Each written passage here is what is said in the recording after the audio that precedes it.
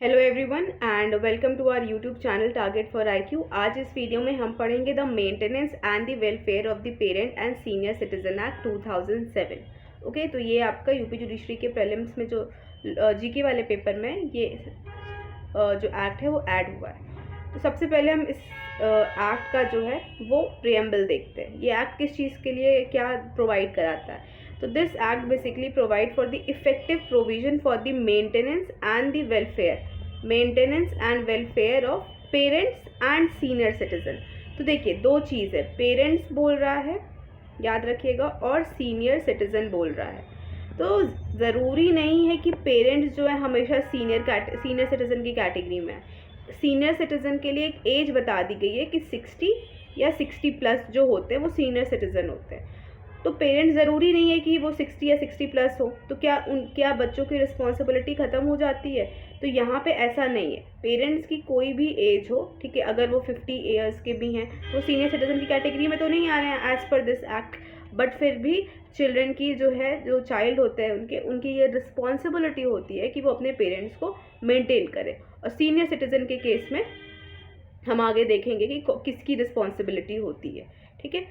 तो क्या बोलते, तो ये इन दो शब्दों में आप कंफ्यूज मत होइएगा कि पेरेंट और सीनियर सिटीजन के लिए याद रखिएगा कि ज़रूरी नहीं है कि पेरेंट हमेशा सीनियर सिटीजन की कैटेगरी में फॉल करे, क्योंकि सीनियर सिटीजन के लिए एक स्पेसिफिक एज बताई गई है, बट पेरेंट को मेंटेन करने की जो रिस्पॉन्सिबिलिटी होती है चाइल्ड की, वो इररिस्पेक्टिव ऑफ एनी एज होती है, ठीक है। ज़रूरी नहीं है कि पेरेंट अगर सीनियर सिटीजन होगा तो ही उनका बच्चा उनको मेंटेन करेगा। तो ये एक्ट क्या कहता है, इफेक्टिव प्रोविजन देता है for the maintenance and the welfare of parents plus senior citizen, जो उनके अधिकार गारंटी किए गए हैं कॉन्स्टिट्यूशन के थ्रू, ठीक है। अब अगर हम देखें तो इस एक्ट का इनैक्टमेंट डेट क्या है, 29 दिसंबर 2007, ठीक है, 29 दिसंबर 2007 इसका इनैक्टमेंट डेट है। अब अगर हम इसकी एनफोर्समेंट डेट देखें तो ये जो है इसका, अगर आप क्लॉज 3 देखें सेक्शन 1 का, तो ये स्टेट पे छोड़ दिया गया है कि जो स्टेट चाहे तो अपने यहाँ वो किस डेट पे वो इस एक्ट को एनफोर्स कराना चाहता है। तो ये डिफरेंट स्टेट्स पे डिपेंड है। It shall come into force in state on such date as the state government may by notification in the official gazette appoint, ठीक है। अब हम आते हैं डेफिनेशन पे। डेफिनेशन चिल्ड्रन, तो चिल्ड्रन यहाँ पे सुन के ऐसा लग रहा हो कोई बच्चा होगा छोटा, ठीक है, बट याद रखिएगा यहाँ चिल्ड्रन का मतलब माइनर नहीं होता है। यहाँ पे माइनर को एक्सक्लूड किया गया है, ठीक है।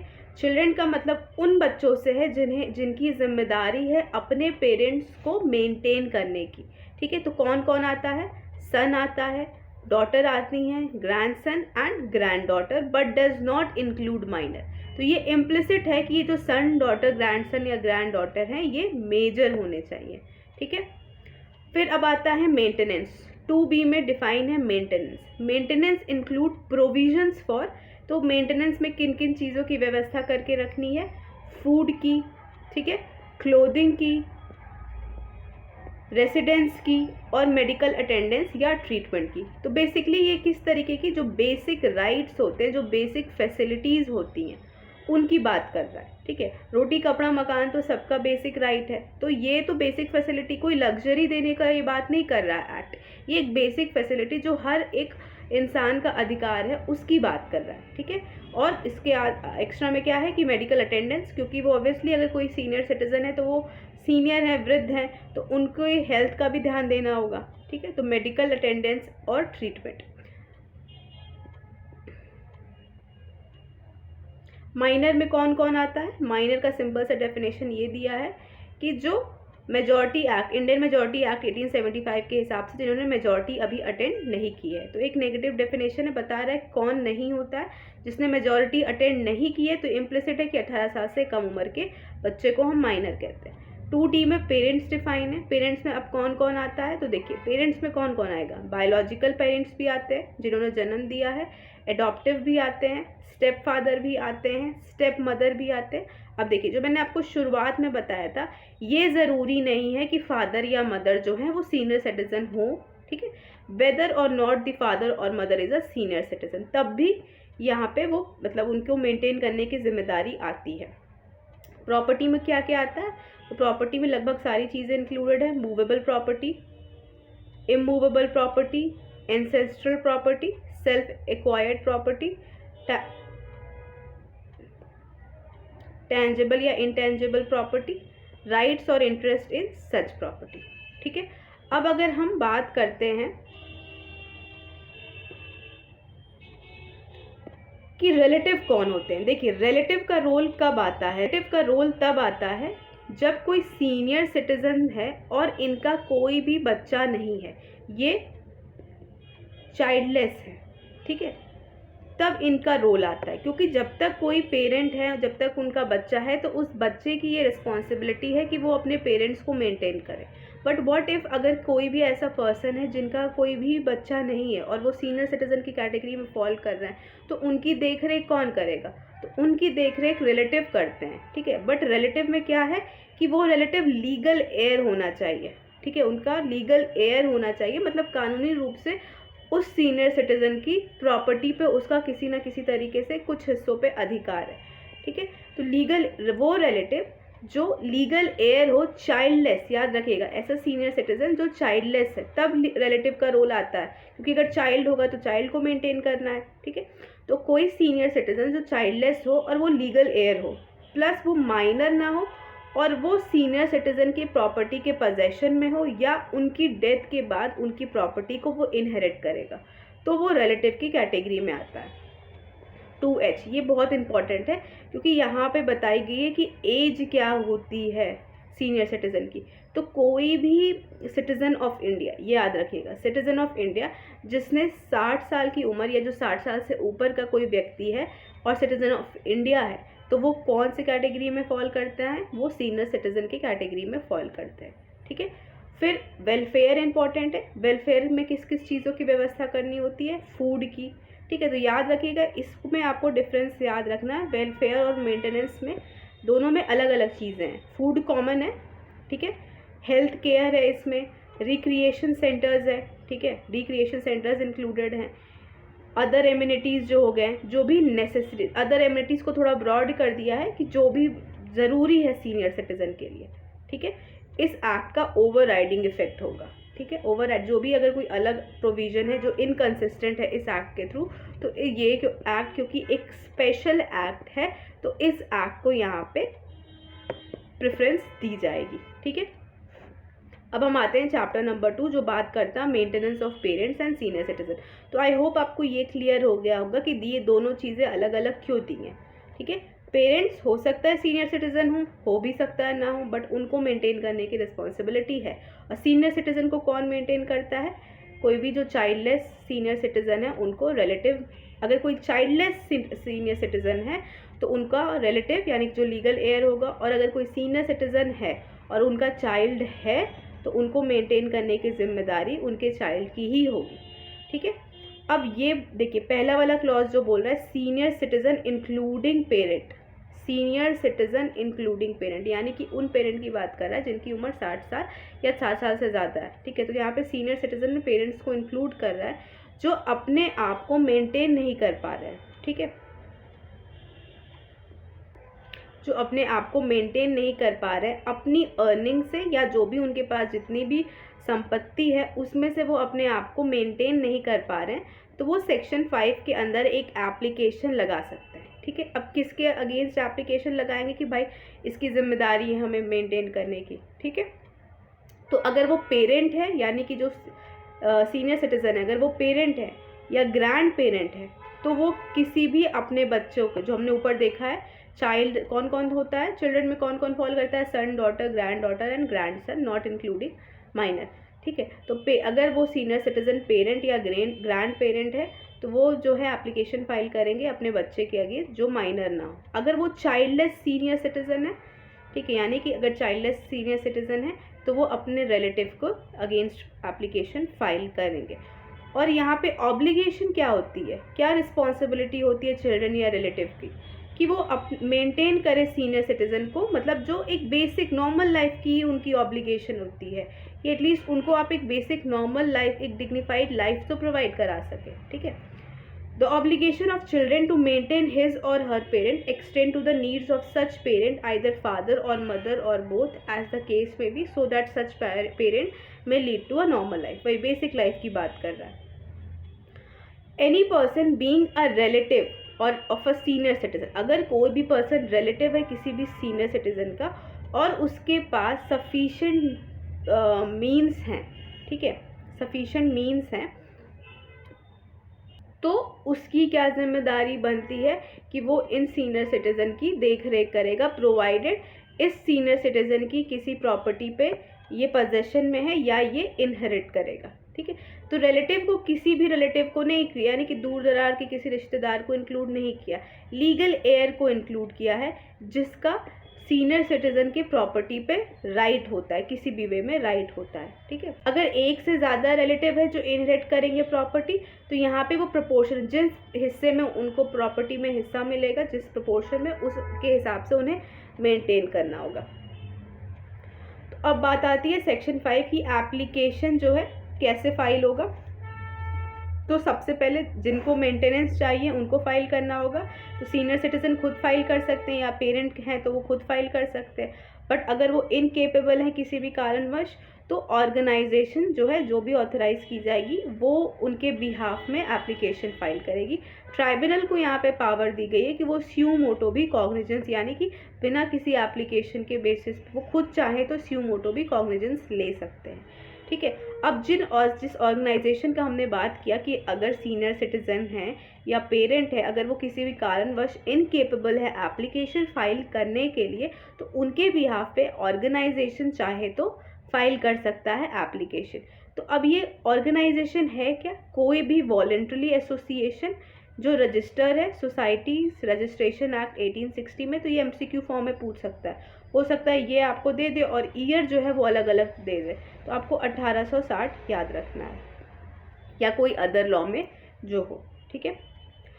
इसके बाद ये कह रहा है कि ये इससे जो हमने CRPC के सेक्शन 125 में पढ़ा है, सिमिलर प्रोसीडिंग है कि भाई मान लीजिए ट्रिब्यूनल में एप्लीकेशन फाइल हो गया और प्रोसीडिंग चल रही है, तो मीनवाइल अगर किसी बीच के स्टेज पे जब जो प्रोसीडिंग पेंडिंग है उस दौरान ट्राइब्यूनल ऑर्डर दे सकता है मंथली अलाउंसेस के लिए, ठीक है, मंथली अलाउंसेस के लिए दे सकता है, a kind of interim maintenance, ठीक है।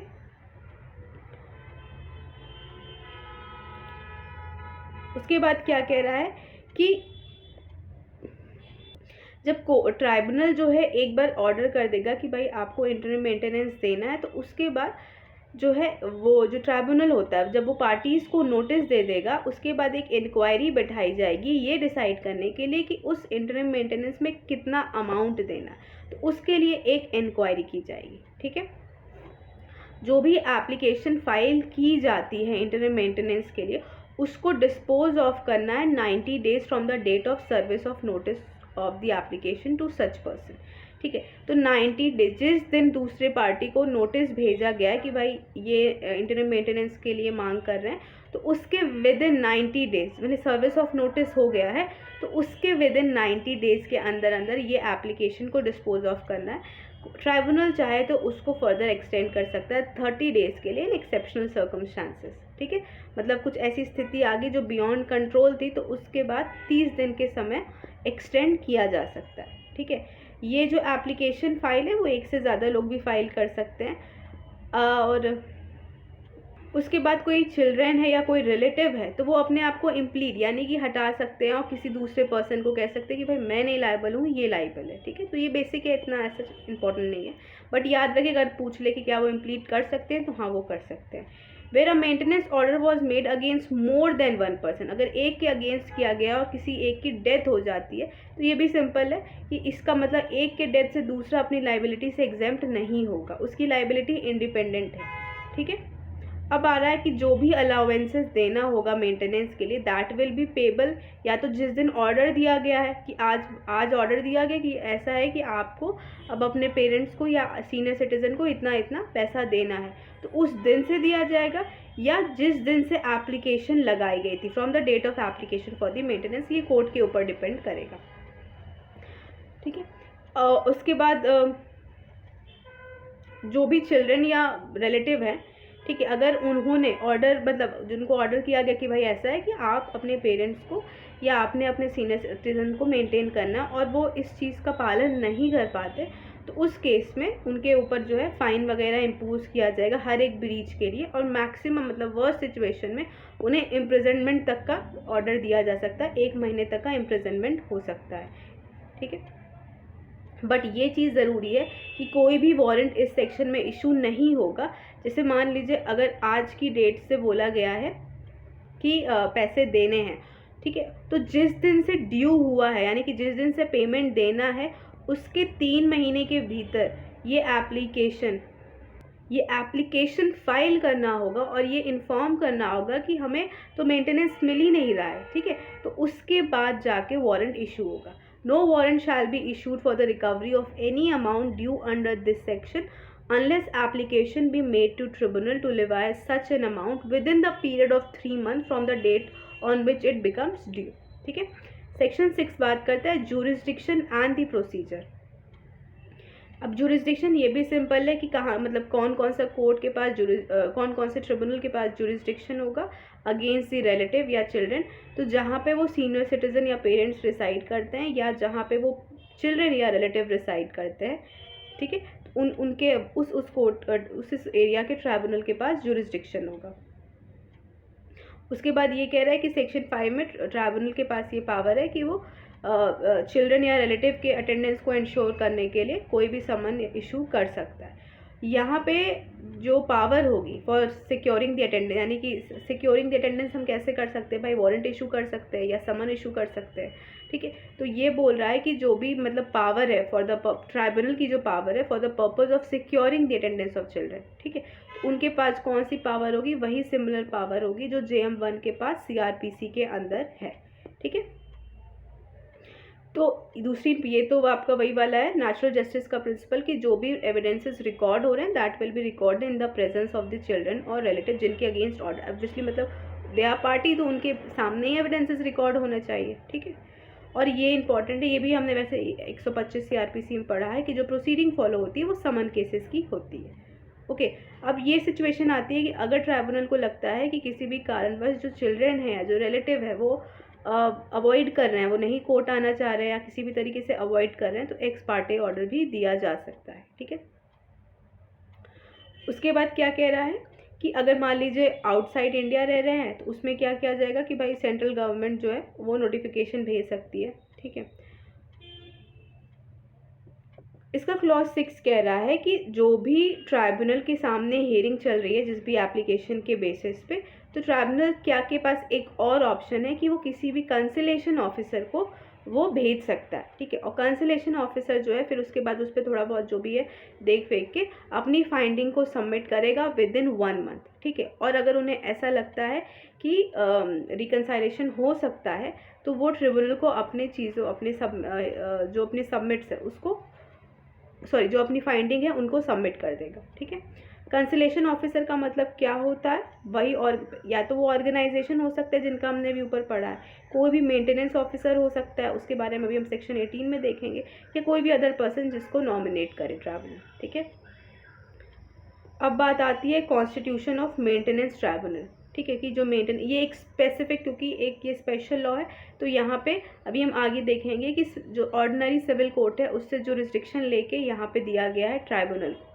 तो इसके लिए एक स्पेशल ट्राइब्यूनल बनाया जाएगा। ठीक है, तो स्टेट गवर्नमेंट के ऊपर ये एक लायबिलिटी इम्पोज की गई है कि जिस दिन ये एक्ट आएगा उसके विदिन, यानी कि हमने स्टार्टिंग में देखा था कि स्टेट गवर्नमेंट के पास ये पावर है कि अपने स्टेट में वो किसी भी दिन, ज़रूरी नहीं है कि सारे स्टेट एक ही दिन एप्लीकेबल करें, उनके पास पावर है कि जब वो चाहें तो इसको एनफोर्स करा सकते हैं। तो जिस भी दिन वो इसको एनफोर्स कराएंगे उसके 6 मंथ के अंदर अंदर स्टेट गवर्नमेंट की ये जिम्मेदारी है कि उन्हें कॉन्स्टिट्यूट करना होगा हर एक सब डिवीज़न में एक या एक से ज़्यादा ट्रिब्यूनल। ठीक है,